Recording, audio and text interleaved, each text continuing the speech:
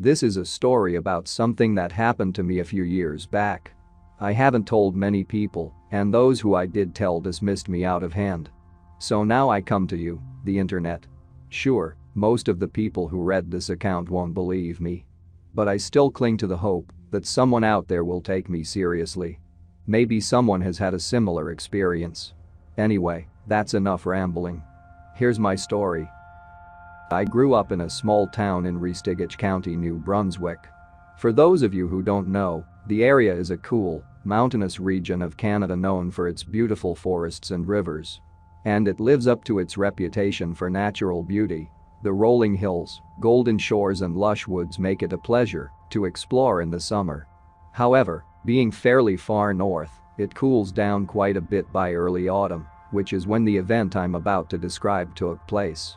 As I said, I grew up in a small friendly town, and we didn't have much in the way of haunted houses or urban legends. But one town over, a few miles down the road, there was an old Victorian-era mansion that was said to be haunted by the spirit of a woman. I had always heard the story growing up, but by the time I was about 12, I had stopped believing in ghosts and other such nonsense.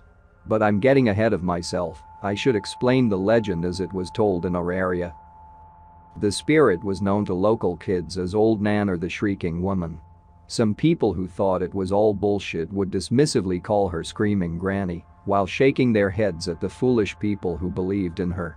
Now, the details of the story vary depending on who you ask, but here's the most common version. During the 1800s, there was a local outbreak of pneumonia one winter.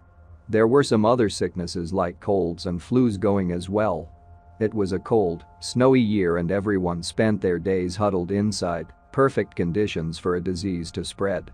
Couple that with the poor hygiene and primitive medicine of the time, and it's no wonder that people started getting sick.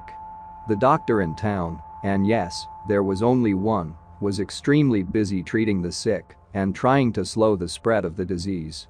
He went up to a large house on the outskirts of town, trekking through the snow and icy winds to check on the family that lived there. Now, the history of this family was tragic enough already. The man who owned the house had died several years earlier of an unknown medical condition. His wife, distraught at losing her beloved so suddenly, had run away to America in the hopes of starting a new life, leaving her 3 young children in the care of her mother. The last anyone heard of her, she was a drunk living in the slums of some American city, though no one can agree which city it was. I should stress that the details of this tale are hard to verify and that I am merely explaining the story as I heard it growing up. Anyway, by the time this outbreak of pneumonia hit, the 3 kids were in the care of their grandmother, a kindly old woman who tried her best to hold what was left of her family together. When the local doctor made his way up to the house, which was outside of the main settlement, he was relieved to find no signs of disease in the family. He explained that due to the high rates of sickness in town and the difficulty of journeying to their outlying house in such inclement weather, he wouldn't be back for at least a week. He was satisfied that the inhabitants of the house were healthy, and as long as they stayed home they couldn't contract any disease. Of course, the doctor had neglected to consider that he might have carried the pathogens from his patients in town up to this family. This turned out to be the case, for even though the doctor had not fallen ill himself, he must have been carrying some sort of bacteria or virus when he visited the family on that cold, bleak day.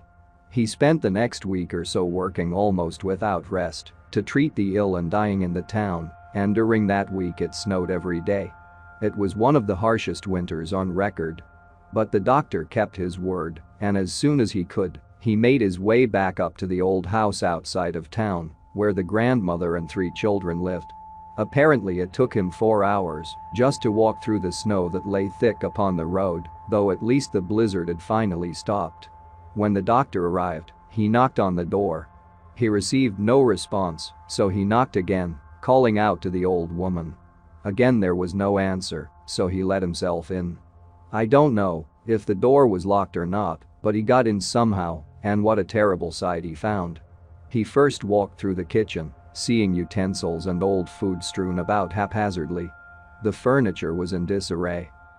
Now very concerned, he made his way into the dining room and gasped in horror there In her favorite rocker sat the kindly old grandmother, but she was a hideous mockery of her former self, covered in blisters and cysts, with her skin a pale gray color.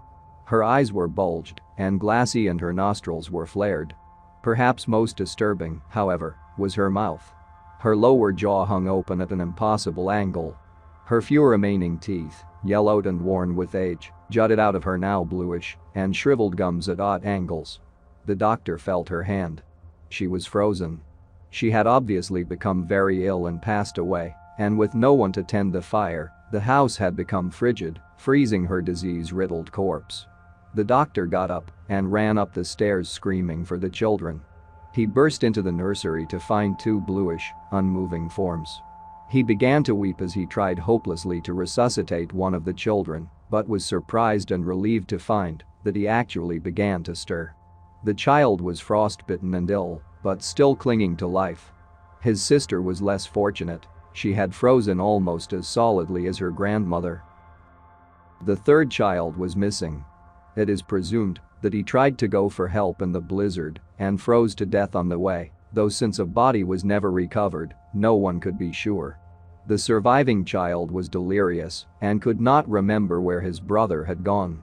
This one fortunate boy was nursed back to health, and eventually he was adopted by the doctor, who felt immense guilt at having carried the fatal disease to the small family.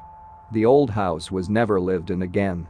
Anyway, that's the story as it was told to me in my childhood, and it persists to this day. But I have yet to touch upon my own experience with Old Nan. As I mentioned earlier, I had stopped believing in ghosts, including this one, by the time I was about 12. But later in my teen years I developed a fascination with the occult and paranormal. I still didn't really believe in any of it, but like many people I enjoyed being scared. I loved the tingling in my spine when I heard a good horror story. Unfortunately, none of my friends shared my interest. You have to understand that back then, believing in fairy tales was a sign of weakness after a certain age. And though my town was a pretty friendly place overall, some of the young punks would mock or beat up people who they didn't like. My ghost hunting hobby and collection of horror stories made me a bit of an outcast. But I guess there are assholes everywhere, people who will punish those who are different. I didn't so much mind the teasing, but the fact that no one would come along when I went to check out haunted locations was discouraging. Nevertheless, when I was 16, I decided to go by bus the nearby town where this supposedly haunted house was. I know I'm repeating myself, but I must stress that at heart, I didn't believe in ghosts. I've always been a skeptic. But I did enjoy scouting out creepy abandoned locations, and a part of me always wanted to find evidence of the supernatural. I guess these days people call it urban exploration. It was a blend of that and half-hearted ghost hunting. Anyway, this would be my first expedition outside of my immediate area. After half an hour, the bus arrived, and I got out. I didn't bother asking anyone for directions. I knew the name of the street the house was on, since I'd heard the story 100 times. It was at the end of Birchwood Lane. Besides, I didn't feel like embarrassing myself by asking anyone where the town's haunted house was. After wandering around the core of the town, what you'd call downtown, where the place, not so small and sparsely populated, I saw a street sign marked Birchwood Lane. Following it, I made my way through a few blocks of modern houses, then some older buildings, and eventually the town thinned out entirely, and I found myself walking into the woods. At the edge of the woods the road, which had been paved up to this point, gave way to a gravel trail. I sighed and pressed onward. I had brought a flashlight with me, but as the sun had not quite gone down, I didn't need it yet. As I continued the path got more and more uneven, and the sinking sun and increasingly thick foliage above me shrouded the narrow trail in darkness. Before I got the light out, however, the trees thinned out again, and I saw before me a large, dilapidated two-story house. By this time the day was nothing more than a fading orange glow on the horizon. And the mansion was basically a silhouette. I'll admit I was a bit apprehensive at this point, but it was far too late to turn back. I walked across the overgrown lawn, which was covered not only in tall grass, but also shrubs and a few young trees. As I got closer to the house I could see it more clearly. There was a single door hanging from its hinges in the middle of the facade. The remains of what was once a front porch lay rotting beneath it. Above the door, a small awning bent dangerously downward, looking as if it could give way at any moment. Only one of the pillars designed to support it still stood. The exterior of the house barely had any paint left on it. And what little still remained was chipped and cracked. Most of the windows were shattered, though only one had been boarded up. The house looked old, to be sure, though it didn't look like it had been abandoned for 200 years. If that had been the case, it probably wouldn't have remained standing so intact. I reasoned that someone must have kept the building in shape for a while after the old woman had died. And it only fell into disrepair sometime afterward. As I came to the door and climbed up over the remains of the front porch, I felt a chill run down my spine. I felt fear before, but this was different. It was more than fear. It was a feeling of being unwelcome. Of not belonging. I dismissed it as paranoia and gave the battered wooden door a push. It was partly open already, but the wood of the door frame was too warped for it to swing freely. I pushed it again, harder, and heard a loud crack as the rusted hinges broke apart. The whole door lurched and then fell outwards. I had to jump out of the way as it nearly fell on me. I dusted myself off and clambered inside. The sunlight was now gone entirely, and I was extremely wary of tripping over old furniture or holes in the floor. I switched on my flashlight and swept the beam over my surroundings. I was in some sort of large hallway that branched off in several directions. At the end was a staircase. I walked along the corridor and looked into each adjacent room as I went. It was hard to tell what any of these rooms were supposed to be. Each was just a mess of exposed wooden beams, old trash and pieces of the walls fallen onto the floors, and the pervasive smell of mildew. A few books, ruined beyond recognition, lay upon a shelf in one room. There were several broken jars on the floor. I made my way slowly to the staircase and began to climb it. I was nervous as the stairs were old and rotted and creaked loudly under my weight. Carefully I got up to the top and looked around. The second floor was much like the first, except that it was even more uneven. This did little to comfort me, as I knew that the floor could give way under my feet and send me toppling down 9 feet to the lower floor in a pile of debris. But what can I say? I was a dumb, fearless kid. To me, giving up and going home seemed worse than risking my own neck. It's funny how teens think sometimes. As I explored, I came upon a bathroom. It looked so dated. That may sound weird, especially since the whole house was pretty ancient, but just seeing the old-fashioned pipes, the archaic toilet, and the bathtub on little ornamental legs just seemed so quaint. I was a bit confused when I looked into the bathtub and found dark, reddish stains. While the first thing that popped into my head was the phrase bloodbath, I laughed when I realized that they were probably just rust stains. The next room I entered was truly unnerving. I recognized it almost immediately as the nursery from the story. There were 2 small beds and a small cot. For some reason, the child-sized beds were made up with moldy, moth-eaten blankets tucked neatly all around them and turned down partly at the top. I guess the last caretaker of the house had just left them like that, but it seemed so eerie to me. It was almost as if someone had just prepared the beds for the kids a few hours ago. The cot, by contrast, was completely bare. Now, if this story is making me sound brave so far, please realize that I really wasn't. I'll admit that I was terrified.